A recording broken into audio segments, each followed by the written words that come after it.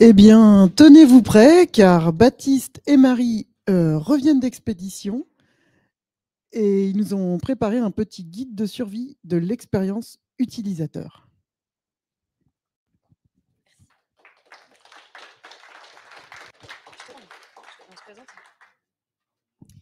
Alors, bonjour à tous, bienvenue. On revient d'une grande expédition avec Baptiste et on voulait vous partager aujourd'hui un guide de survie sur le thème de l'expérience utilisateur. Donc, dans un premier temps, on va se présenter. Donc, moi, c'est Marie. Je suis product designer chez Bedrock depuis 2 ans et demi. Ah, merci. Et moi, je suis Baptiste. Du coup, je suis product designer chez Bedrock depuis 3 ans. Voilà. Donc, ce qu'on vous a préparé aujourd'hui au niveau du plan d'exploration, on va dans un premier temps vous partager les raisons pour lesquelles on travaille sur de la recherche utilisateur au sein de notre équipe. Ensuite, on abordera les différents outils très importants à mettre dans votre sac si vous comptez partir en recherche utilisateur, en exploration. Et enfin, on verra comment on synthétise et comment on analyse les données qu'on récupère pendant nos recherches utilisateurs. Alors voilà notre destination. Du coup, c'est l'île de la Recherche. Comme vous pouvez le voir, c'est magnifique. Il y a juste des endroits qui n'ont pas encore été explorés là en haut. On y reviendra plus tard. Et comme le disait Marie, on va faire une toute petite introduction sur le sujet. Donc on va pour l'instant explorer que le pourtour.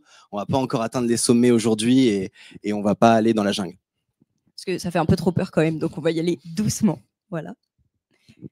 Alors, déjà, là, dans un premier temps, vous pouvez vous demander, mais pourquoi faire de la recherche utilisateur et pourquoi faire cette expédition? Donc, vous avez forcément, ou peut-être déjà entendu la grande phrase de « ça coûte environ ». J'ai perdu mon micro. Ah non, c'est bon, pardon. Corriger une erreur après le lancement, que ça coûtait 100 fois plus cher environ que de s'en rendre compte en amont quand on développe un produit ou ce genre de choses. Et il faut savoir que cette situation qui est attribuée à IBM n'existe pas. Voilà. Mais par contre, on a certains exemples concrets qui montrent que effectivement, c'est très important de faire de la recherche en amont pour éviter ce genre de choses, justement. Et Baptiste, à tout hasard, tu n'aurais pas des exemples qui prouveraient ce genre de choses? Merci Marie, j'en ai justement 2. Du coup, j'en ai un bon et un mauvais. Le premier, je pense que vous en souvenez, moi j'étais au lycée à ce moment-là, la nouvelle interface de Snapchat sous le feu des critiques. Donc en 2018, Snapchat, alors qu'ils étaient au summum, ils devaient être rachetés, ils étaient en train de monter une étoile montante des réseaux sociaux, change son design un peu sans prévenir ses utilisateurs. Et là, patatras, c'est horrible, c'est massivement rejeté. Sur l'App Store, il y a une majorité, il y a 83% des avis qui sont 1 ou 2 étoiles suite à cette mise à jour. Et Snapchat a perdu 2% de ses utilisateurs actifs quotidiennement, donc en un trimestre. Et l'action, elle a chuté de 9,5%. Et en fait, ce qui s'est passé, c'est qu'ils n'ont pas du tout étudié leurs utilisateurs. Et ce qui faisait la force de Snapchat, c'est que c'était accessible uniquement à un marché de niche. C'était les jeunes qui s'étaient approprié l'application. Et en voulant la rendre plus facile à utiliser, Snapchat s'est tiré une balle dans le pied. Et on a un exemple un peu plus sympa, c'est Spotify. En fait, Spotify, en 2015, remarque que ils font une grande enquête utilisateur, beaucoup de recherches, et ils se rendent compte que s'ils viennent à créer une playlist, donc la Discover Weekly, c'est ça? Ouais, je l'ai bien dit. Discover Weekly, ils peuvent faire la différence, et ça a marché, puisque ça a généré 2,3 milliards d'heures d'écoute. Donc, ça a complètement explosé leurs chiffres, et c'est un exemple de bonne pratique. Ils ont fait une recherche, ça a amené à la création de cette fonctionnalité, et c'était un banger.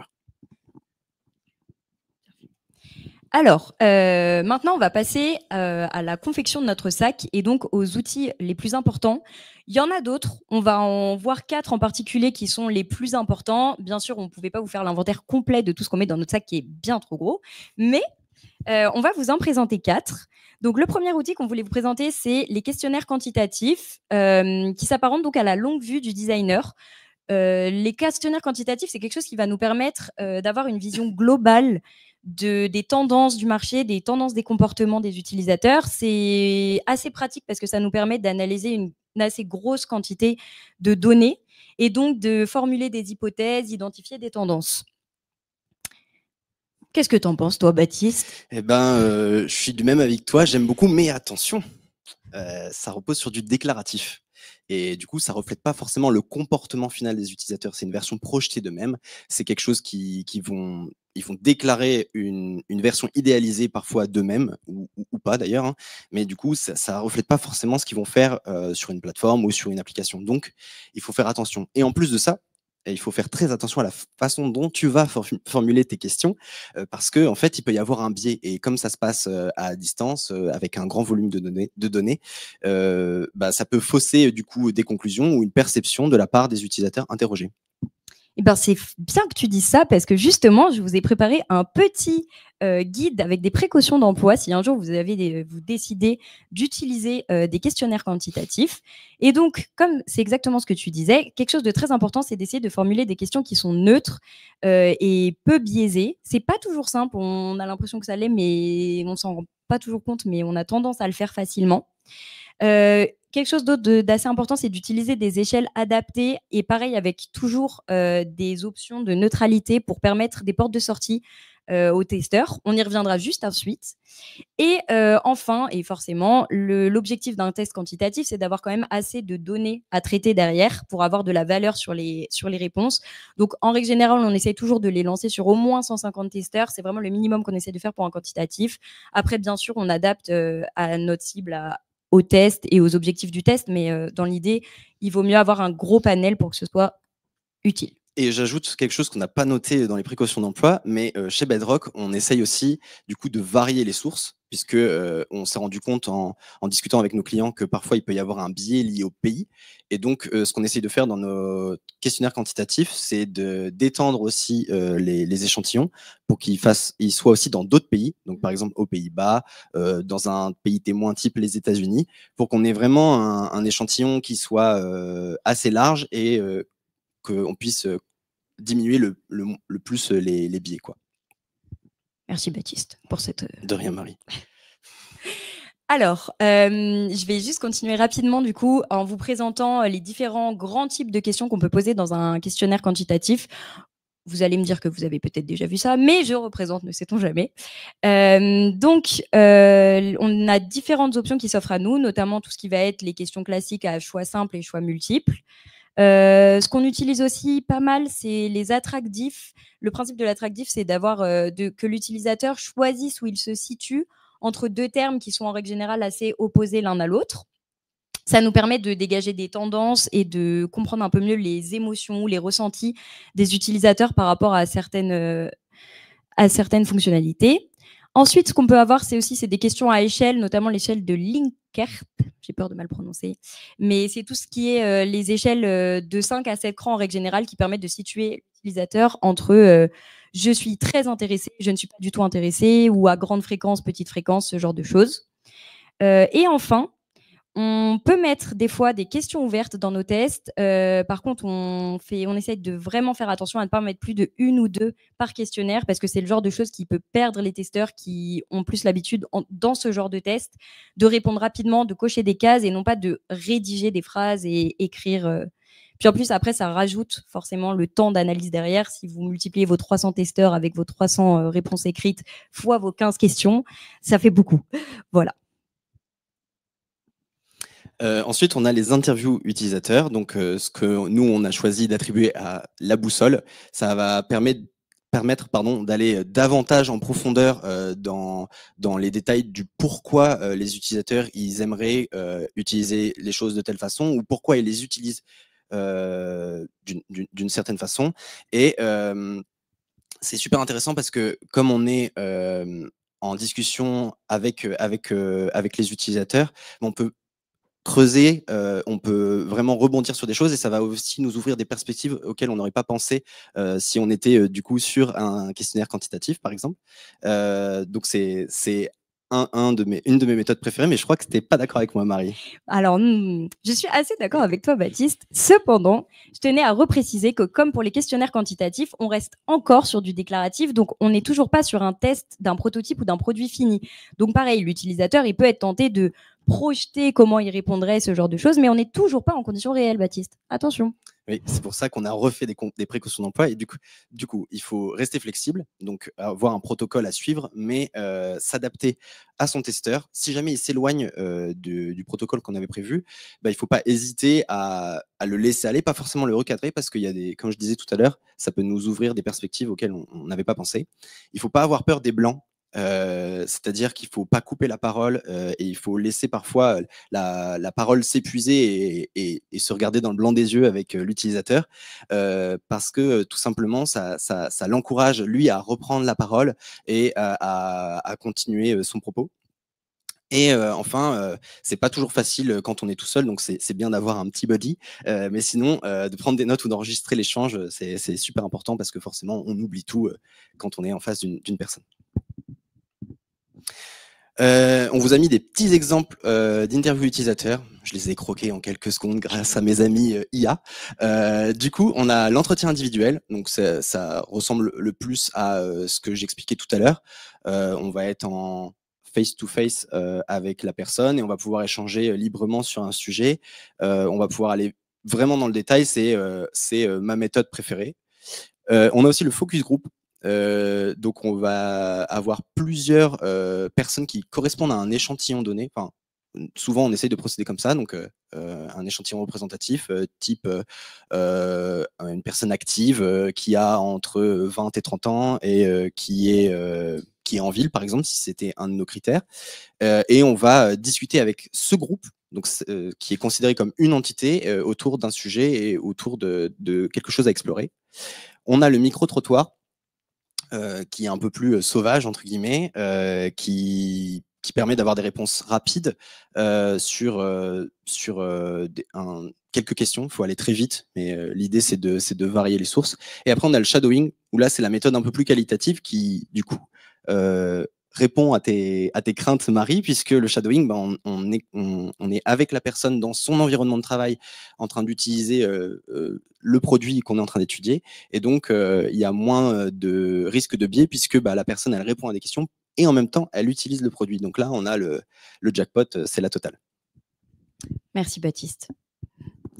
Alors, enfin, le troisième objet indispensable dans notre sac à dos, c'est les tests utilisateurs. On y vient.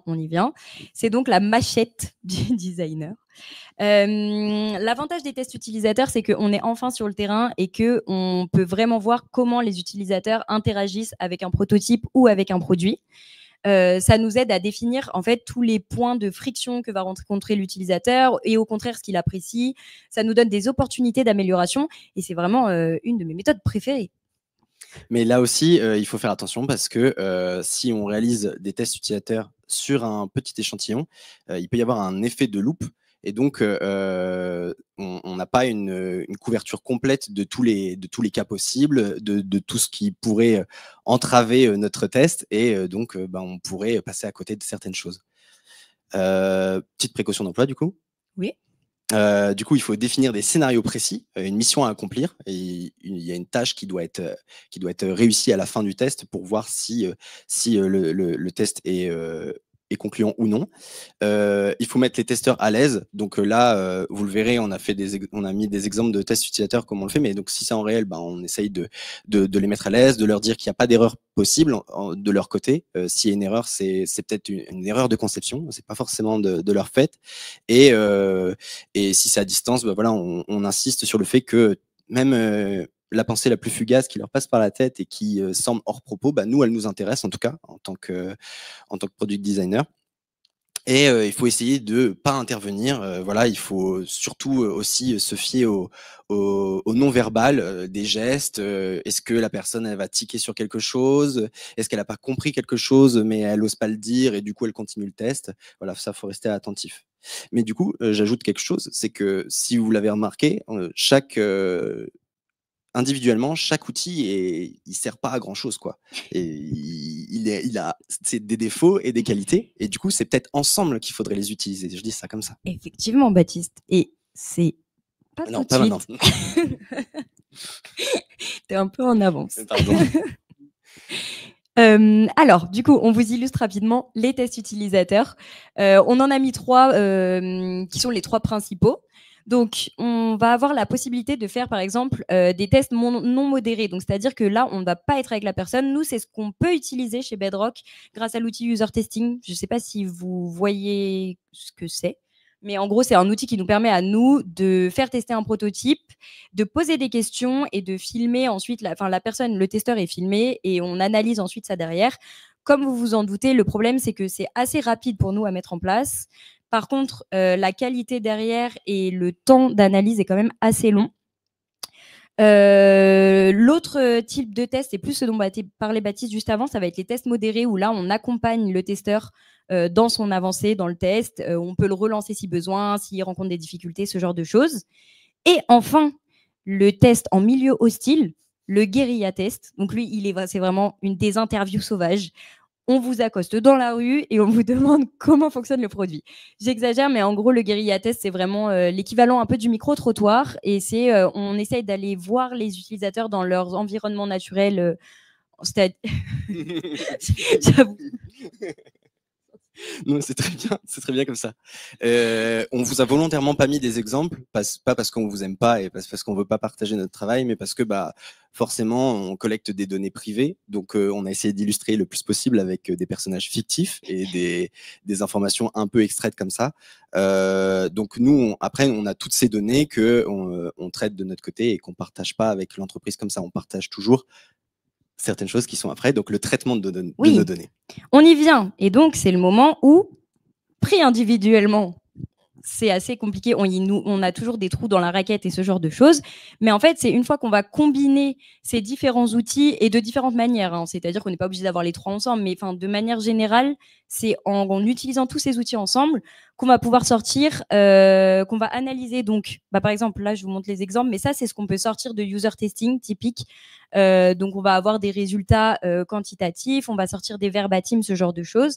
Et en fait, quand on les agrège, c'est là qu'on va trouver des opportunités d'amélioration, qu'on va déterminer des besoins chez les utilisateurs.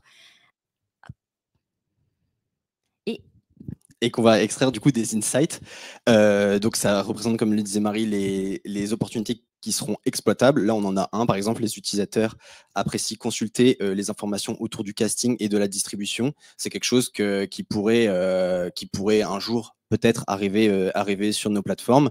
Et c'est quelque chose qu'on a identifié après avoir regroupé plein de données et plein de recherches. Et on peut aussi en tirer une expérience map, donc du coup un super outil qui mêle et le parcours au sein du produit et les points de friction et les points de bonheur de l'utilisateur pour qu'on puisse dire ok, à ce moment-là il y a une friction, c'est peut-être aussi une opportunité à traiter. Là c'est un moment de bonheur mais il est beaucoup trop court, on pourrait capitaliser dessus et le rallonger. Et voilà, c'est ça. Du coup, j'imagine que vous avez... Alors, le dessin est très gros, mais vous en avez déjà entendu parler, le double diamant, je pense, lors d'une conférence de Roxana la dernière fois. Ce qu'on voulait vous montrer ici, c'est que la recherche utilisateur, au final, c'est pas une étape qui arrive soit au tout début de l'initiative, soit tout à la fin, une fois que c'est terminé, mais c'est plutôt dans toute la vie en fait de la conception du produit. Donc c'est à la fois au début avec quelque chose qui va être très exploratoire comme des tests quantitatifs, des questionnaires quantitatifs, des tests utilisateurs qui vont arriver au milieu, au moment où on va converger vers une solution, puis au moment où on va se reséparer et chercher d'autres opportunités, on va pouvoir cycliquement refaire chacun de ces tests pour qu'à la fin, on ait le meilleur produit possible. Alors, on tenait aussi à rajouter, comme vous l'avez vu dans la petite map tout à l'heure, qu'il arrive qu'il y ait des zones d'ombre, des zones encore inexplorées et que l'on ne puisse pas explorer tout seul. C'est donc dans ce genre de cas qu'on fait appel à une autre équipe d'explorateurs. Donc, vous avez peut-être reconnu certains d'entre eux, qui, eux, vont nous aider à compléter nos données et peut-être même à trouver des choses auxquelles on n'aurait pas pensé pour dissiper les nuages qui se trouvaient et avoir une belle île complètement connue et exploitable. Voilà. Merci beaucoup du coup pour votre écoute. Est-ce que vous avez des questions? Je prends ça pour un non. Attends. Je fais pouce parce qu'on ne sait jamais si je ne reparle pas après. Vous pouvez nous retrouver parce qu'on a un channel Slack encore méconnu. Et justement, il n'est pas du tout exploré pour le moment, mais il est là. Et on vous donne rendez-vous le 13 février pour une présentation justement beaucoup plus détaillée sur les résultats de la recherche, une recherche quantitative qu'on a fait sur la personnalisation et la recommandation. Et donc là, on aura des données très précises sur des insights sur cette exploration qu'on a menée et de ce qu'on pourrait en faire. Voilà. Et cette fois, on a vraiment fini. Donc, merci beaucoup à tous. Merci.